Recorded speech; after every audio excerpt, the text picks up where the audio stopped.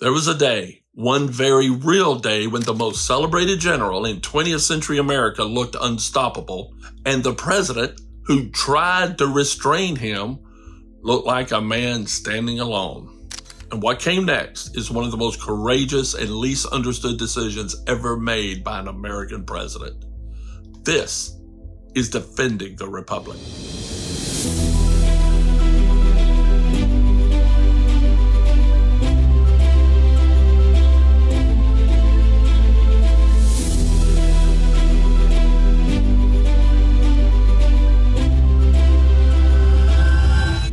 If you care about preserving the real stories of American history and the moments when our republic stood at the edge, please hit subscribe, like, and tap the bell, and together we can keep the history of our Constitution alive. And for this, our premiere episode, we revisit the day Harry Truman fired Douglas MacArthur. General Douglas MacArthur wasn't just admired by the American people, he was mythologized. The pipe, the sunglasses, the erect posture, he looked like victory carved into a single human being. And after World War II, he was a household name, the liberator of the Philippines, the architect of post-war Japan, a man whose shadow sometimes seemed longer than the country itself. And that's an important thing to remember about him, because when a man becomes a myth, it becomes harder and harder to tell him no, and for him to accept the limitations placed by others. But MacArthur's willingness to stretch the chain of command, well, it's been going on for a while. In World War II, Franklin Roosevelt, Admiral Nimitz, and the Joint Chiefs had a careful, strategic plan worked out for the Pacific Theater.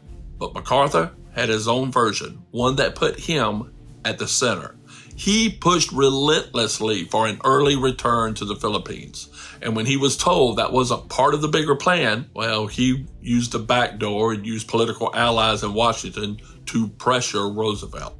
He believed destiny demanded he be the liberator of the island chain that he lost. And when he finally walked ashore in the Philippines in 1944, 2 years after he had to flee, khaki uniform soaked, pipe clenched, cameras perfectly placed, he delivered the line he dreamed of. I have returned. It became legendary. The press ate it up. The American public ate it up.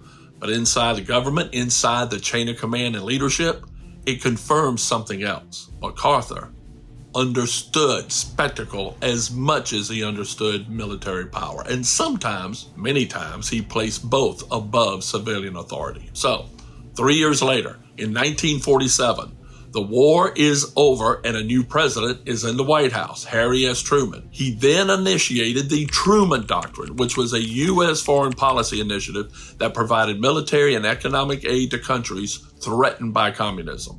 It was a direct response to communist threats in Greece and Turkey and represented a major shift from U.S. policy. It marked the end of long-standing American neutrality and the start of U.S. global interventionism, and established a justification for U.S. involvement in other nations' conflicts all around the world. Now, there's a lot we have today to look critically at that shift in how we engage in foreign entanglements, but well, that's another story. Hello, everybody. I want to take a break and remind that today's episode is sponsored by MAP Media and Reviving Our Republic. The heroes of yesterday will light the path for the heroes we need today. Learn more at revivingourrepublic.com. Now, let's get back to the episode. Now, let's fast forward to 1950. And the doctrine provided the U.S. with the slippery slope from supporting combatants with resources, both financial and weaponry, that we align with, to direct military confrontation, boots on the ground. And when North Korea invaded South Korea, Truman led the U.S. to enter the field of battle to defend South Korea under the auspices of the United Nations. And who does he place in charge? General Douglas MacArthur, who is to command all UN forces. And then, MacArthur pulls off one of the boldest amphibious operations in history, the Incheon landing. After the success at Incheon, MacArthur was riding higher than ever. Truman himself called it a brilliant maneuver, and Syngman Rhee, the South Korean president, thanked the United States for what he called an historic liberation of his capital city of Seoul. All that praise, all that glory, it went straight to General MacArthur's head. And suddenly, the general wasn't just winning battles, he was predicting the future, setting policy. He told reporters that UN forces would sweep across the 38th parallel into North Korea, crush the communists, end the war by Thanksgiving, and be home for Christmas. Soldiers believed him. Americans believed him. Commanders were telling the soldiers to prepare for an Armistice Day parade in Tokyo. Now, let's explain why this was risky. The whole Korean peninsula had been occupied by Japan since 1910, and when Japan surrendered in August of 1945, the 38th parallel was established as the boundary between Soviet and American occupation zones. In the same way, we had divided Europe between East and West. This parallel divided the Korean peninsula roughly in the middle between North and South. And in 1948, this parallel became the boundary between the Democratic People's Republic of Korea, North Korea, and the Republic of Korea, South Korea, both of which claim to be the sovereign government of the whole peninsula of Korea. So MacArthur pressed forward. He sent American, South Korean, as well as UN force troops north across the North Korean border toward Pyongyang, and then took the capital, and then kept going even further, straight toward the Chinese border. There was a problem. China had warned if you crossed the 38th parallel, we would enter the war. Now, they were warning the same if they get too close to the Yalu. Now, the Yalu referred to the river that marked the boundary between North Korea and China. Well, MacArthur ignored them. He simply didn't believe China would ever jump in. But Truman and the Joint Chiefs were highly alarmed. They begged MacArthur to slow down. They ordered him not to bomb anywhere near the Chinese border. But MacArthur pushed back with that trademark bluster, insisting that giving up any part of North Korea to Chinese influence would be, in his words, the greatest defeat of the free world. Now remember, we had already had control of the North Korean capital. When MacArthur crossed the 38th parallel into North Korea, Kim Il-sung and the North Korean leadership had fled to the mountainous region of the Changgang province. North Korea had essentially been conquered except for the isolated mountainous regions along the border. But that wasn't enough for MacArthur. He wanted it all and ignored the president's warnings. So, while all this was happening, Joseph Stalin was encouraging Chairman Mao, telling him the Soviet Union and China together were stronger than the U.S. He wanted to bleed America, and since that couldn't happen in Europe, he saw his chance halfway around the world on the Korean Peninsula. So on October 25th, the warnings became reality. Chinese forces poured across the border, hundreds of thousands. They hit American and UN troops with overwhelming force through the frozen mountains, using night attacks in sheer numbers. We had a family friend who was a Korean War vet who told me when I was a kid that the Chinese were so numerous, the American machine gun barrels were turning red from the heat, and the Chinese wouldn't stop as they crossed over piles of their comrades' bodies. It was a wave of humanity pouring down on our troops like we had never seen. The men who had been told they'd be home by Christmas suddenly found themselves in the middle of a hellish nightmare. Our forces lost all of North Korea and then moved dramatically southward through Seoul, and the capital of South Korea fell to communist forces for a second time in January 1951, forcing a bloody war extended longer that we had already won months prior. MacArthur, the man who had promised victory by Thanksgiving, had never seen it coming. He was stunned, humiliated, and caught totally unprepared. It was a disaster, the greatest setback of his career. But instead of accepting responsibility, MacArthur doubled down. He demanded attacks on Chinese territory. He pushed for widening the war. He hinted at using nuclear weapons. And most dangerously, he began publicly contradicting the President of the United States. A general challenging a president in wartime isn't just a disagreement. It's a constitutional emergency because Truman understood the bigger picture, the bigger risk, the vulnerability of Europe, and the possibility of triggering a third world war with Russia and China.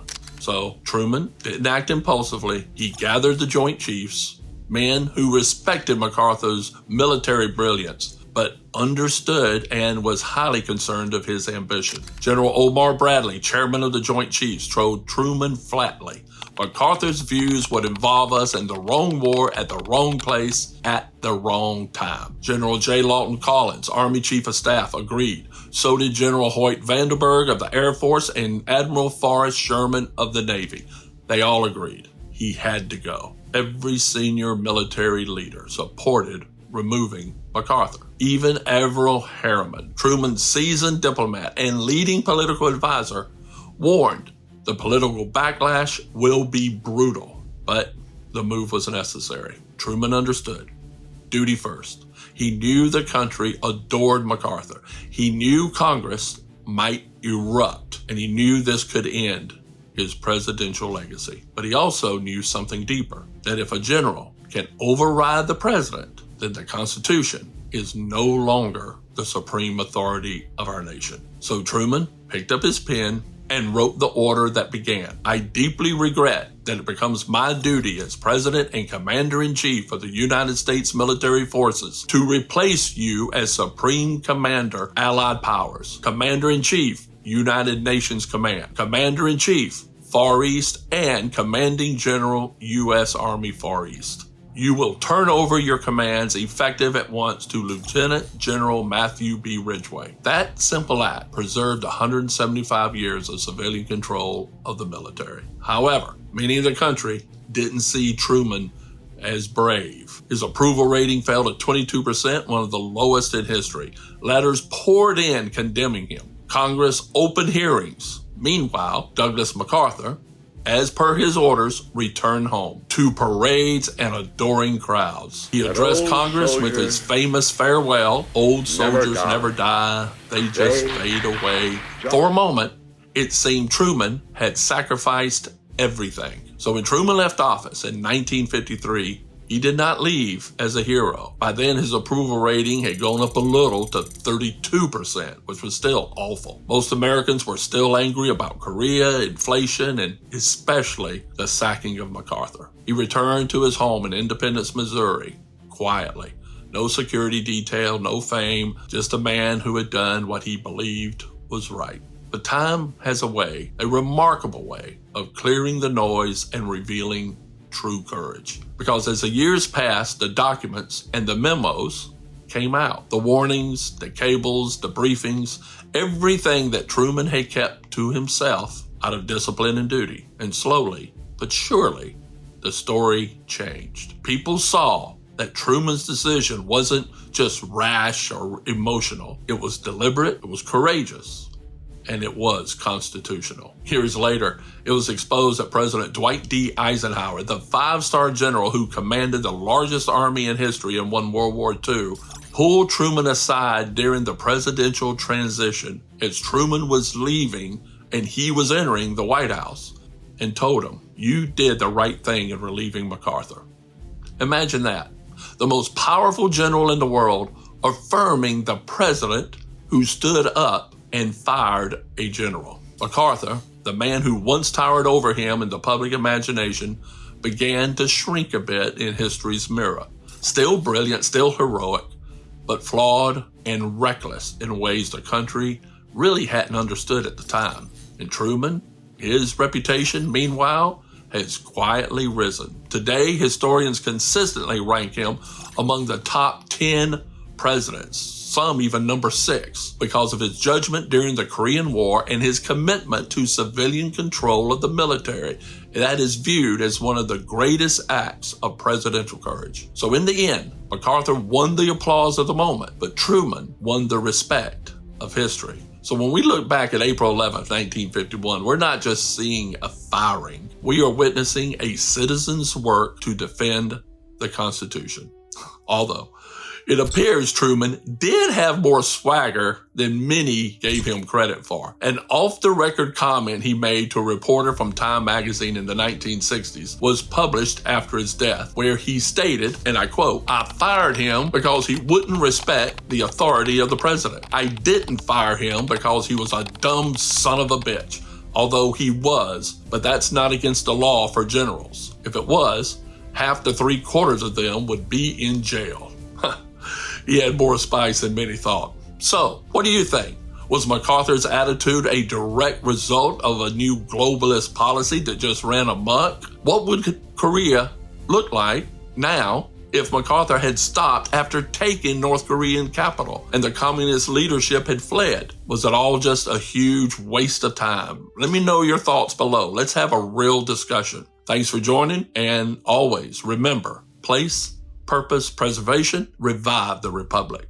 Take care.